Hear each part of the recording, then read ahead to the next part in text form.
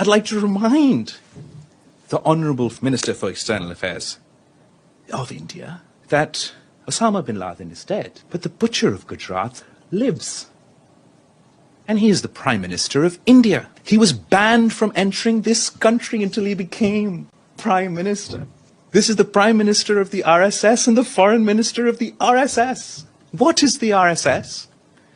The RSS draws its inspiration from Hitler's SS. The RSS, I saw yesterday that the Foreign Minister of India was with the UN Secretary General inaugurating a statue of Gandhi. But if the Foreign Minister of India was being honest, then he knows as well as I that the RSS does not believe in Gandhi, in the ideology of Gandhi, in the manifesto of Gandhi.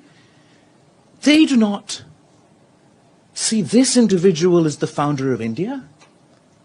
They hero worship the terrorist that assassinated Gandhi. Within India, who perpetuates terrorism? Is it Pakistan? Ask the people of Gujarat. They will say it's their Prime Minister. Ask the people of Kashmir. They will say the butcher of Gujarat is now the butcher of Kashmir.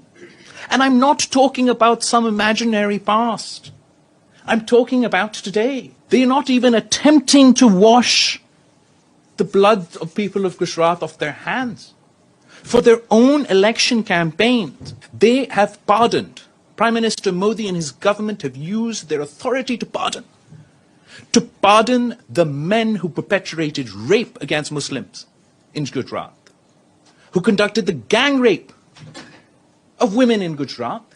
Those rapists, those terrorists were freed, were pardoned. For the Prime Minister of India, this is the truth of the matter.